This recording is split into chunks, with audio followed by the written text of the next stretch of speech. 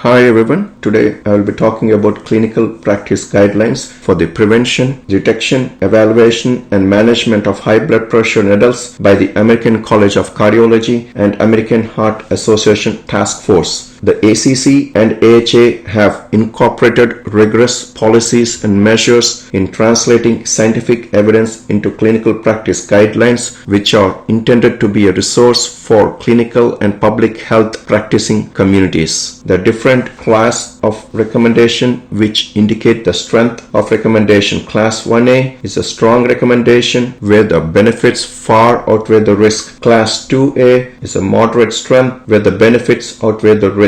Class 2B is a weak recommendation where the benefits slightly outweigh the risk. Class 3 where there's no benefit or there is harm and the risks outweigh the benefit. There are different levels of evidence. Level A is high quality evidence based on randomized controlled trials. Level B where there's moderate quality evidence. Level C where there's consensus of expert opinion. Blood pressure should be categorized as normal, elevated, stage 1 or stage 2 hypertension. Normal blood pressure where the systolic blood pressure is less than 120 mmHg and diastolic blood pressure is less than 80 mmHg. Elevated blood pressure where the systolic blood pressure is between 120 to 129 mmHg and diastolic blood pressure is less than 80 mmHg. Stage 1 hypertension where the systolic blood pressure is between 130 to 139 mmHg or the diastolic blood pressure is between 80 to 89 mmHg. Stage 2 hypertension where the systolic blood pressure is greater than 140 mmHg or the diastolic blood pressure is greater than 90 mmHg. For the diagnosis and management of blood pressure, proper methods are recommended for accurate measurement. This is a class 1 recommendation. Steps for accurate measurement of blood pressure should include properly preparing the patient, use proper techniques to measure the blood pressure, take proper measurement of blood pressure and properly document the blood pressure readings. Out of office, ambulatory blood pressure monitoring or home blood pressure monitoring measurements are recommended to confirm the diagnosis of hypertension. This is a class 1 recommendation. For normotensive patient, the office blood pressure and ambulatory blood pressure will be normal. In case of MAST hypertension, the office blood pressure will be normal, but the ambulatory blood pressure will be high. In case of white coat hypertension, the office blood pressure will be high, but the ambulatory blood pressure will be normal. MAST hypertension is associated with increased risk for coronary vascular disease. White coat hypertension is associated with minimal risk for coronary vascular disease. In the next algorithm, we'll see the detection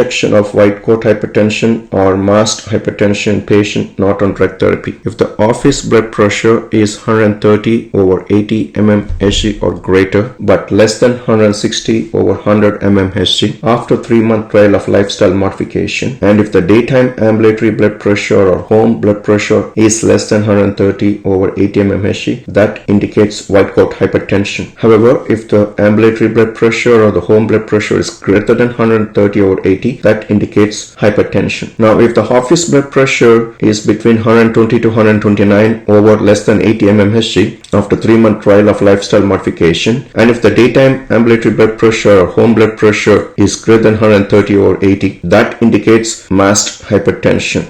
Now, coming to the risk factors for hypertension, there's a genetic predisposition, increased sodium intake, decreased potassium intake, decreased physical activity, increased alcohol intake. Some of the secondary causes of hypertension, the common causes could be renal parenchymal disease. The screening test would be a renal ultrasound. Next cause is renovascular disease, and the screening test will be renal Doppler ultrasound. Next is primary aldosteronism. Screening test could be plasma aldosterone to renin ratio. Next is obstructive sleep apnea, where you can do a Berlin's questionnaire or overnight pulse oximetry. Some of the uncommon causes of secondary hypertension are pheochromocytoma. The screening test is 24-hour urinary metanephrines or plasma metanephrines. Cushing syndrome, screening test will be overnight 1 mg dexamethasone suppressant test, and hyperthyroidism, where one can measure TSH and free T4. Common labs for primary hypertension include complete blood count, basic or complete metabolic panel, lipid panel, fasting blood glucose or hemoglobin A1C, urine analysis, EKG. Optional tests include echocardiogram to check for left ventricular hypertrophy, urine albumin to creatinine ratio. Next, we are going to talk about non-pharmacological intervention to reduce blood pressure. Weight loss for those who are overweight or obese. This intervention can approximately decrease the blood pressure by 5 mmHg. Incorporating healthy diet such as DASH, which stands for Dietary Approach to Stop Hypertension, can decrease the blood pressure by 10 mmHg. Sodium restriction can decrease the blood pressure by 5 mmHg. Potassium supplementation can decrease the blood pressure by 5 mmHg. Increased physical activity can decrease the blood pressure by 5 to 8 mmHg. Restricting alcohol intake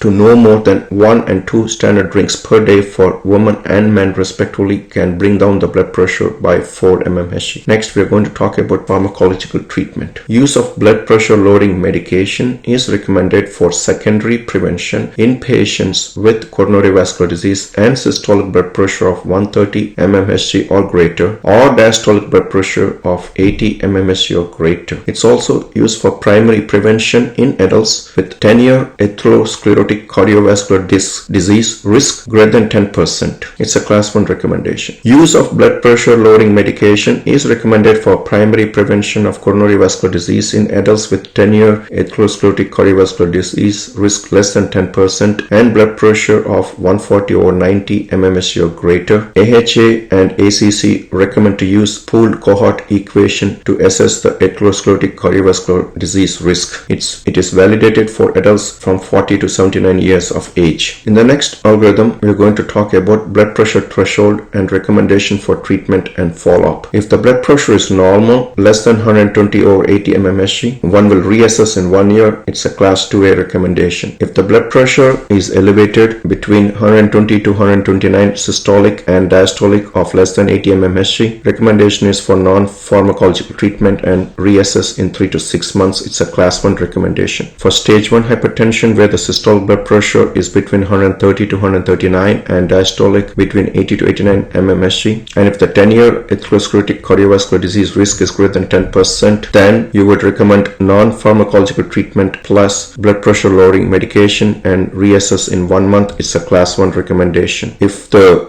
10-year atherosclerotic cardiovascular disease risk is less than 10%, then recommendation is non-pharmacological treatment and to be reassessed in 3 to 6 months. It's a class 1 recommendation. For stage 2 hypertension, where the blood pressure is greater than 140/90 mmHg, recommendation is non-pharmacological treatment and blood pressure lower medication and to be reassessed in 1 month. It's a class 1 recommendation. Next is blood pressure goals. Adults with hypertension and 10-year atherosclerotic cardiovascular disease risk greater than 10%. The blood pressure target is less than 130/80 mmHg. Class 1 recommendation. Next, choice of medications. First line agents include thiazide diuretics, calcium channel blockers, angiotensin converting enzyme inhibitors, angiotensin receptor blockers. For stage 1 hypertension, start with a single drug. For stage 2 hypertension, use 2 first line agents from different class. This is class 1 recommendation. Hypertension in patients with comorbid conditions. Patients with stable ischemic heart disease and hypertension, the blood pressure target is less than 130/80 mmHg. It's a class 1 recommendation. Goal-directed medical treatment should include beta blockers, angiotensin converting enzyme inhibitors, angiotensin receptor blockers. Ischemic heart disease with angina symptoms and hypertension, add calcium channel blockers to goal-directed medical treatment. This is class 1 recommendation. The beta blockers include carvedilol, metoprolol, and bisoprolol. Dihydropyridine calcium channel blockers include amlodipine and nifedipine. Next, heart failure. Adults with heart failure with reduced EF and hypertension prescribe goal-directed medical therapy for a goal blood pressure less than 130/80 mmHg. Class 1 recommendation. Goal-directed medical therapy includes beta blockers, angiotensin converting enzyme inhibitors, angiotensin receptor blockers, angiotensin receptor naproxen inhibitors, mineralocorticoid receptor antagonists, and diuretics. Non-dihydropyridine dihydropyridines, calcium channel blockers such as verapamil and diltiazem are not recommended. Class 3 recommendation. Adults with heart failure with preserved EF who present with volume overload, initially prescribe diuretics to control hypertension. Class 1 recommendation. Next, prescribe angiotensin converting enzyme inhibitor or angiotensin receptor blocker or beta blockers for blood pressure goal less than 130/80 mmHg. It's a class 1 recommendation. Next, chronic kidney disease. Adults with chronic kidney disease and hypertension should be treated for a blood pressure goal of less than 130/80 mmHg. It's a class 1 recommendation. Adults with chronic kidney disease stage 3 or high or CKD stage 1 or 2 and albuminuria greater than 200 milligrams per day. Treatment should include angiotensin converting enzyme inhibitors or angiotensin receptor blockers. It's a class 2 recommendation. Diabetes. Adults with hypertension and diabetes,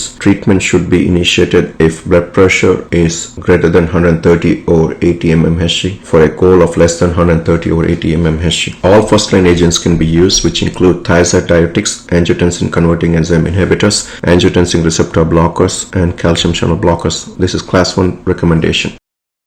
Next, algorithm. Acute intracerebral hemorrhage if it is less than 6 hours from symptom onset and if the systolic blood pressure is greater than 220 millimeters Hg, start IV infusion with antihypertensive medication. It's a class 2 recommendation. If the systolic blood pressure is between 150 to 220 mmHg, decreasing the systolic blood pressure to less than 140 mmHg can cause increased harm. It's a class 3 recommendation. Next, acute ischemic stroke. If it is acute, which is less than 72 hours from symptom onset, if the patient qualifies for thrombolytic therapy, then lower the blood pressure to less than 185/110 mmHg before giving thrombolytics. It's a class 1 recommendation. After giving the thrombolytics, maintain blood pressure less than 180/105 mmHg. It's a class 1 recommendation. If the patient does not qualify for thrombolytic therapy and if the blood pressure is greater than 220/110 mmHg, then lower the blood pressure by 15 to 20% in the first 24 hours.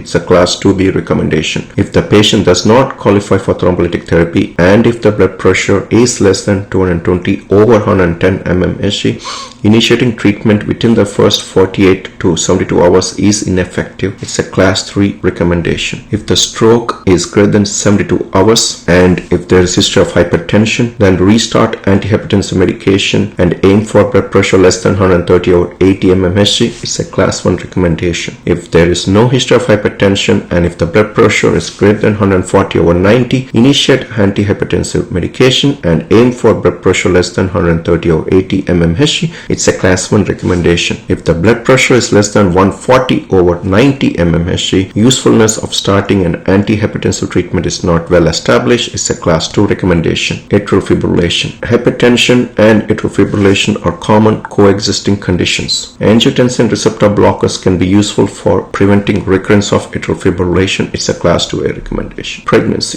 Women with hypertension who become pregnant, recommendation is to transition them to labetalol, nifedipine, or methyl-dopa. It's a class 1 recommendation. And avoid angiotensin converting enzyme inhibitors or angiotensin receptor blockers during pregnancy. This concludes the talk. Thank you.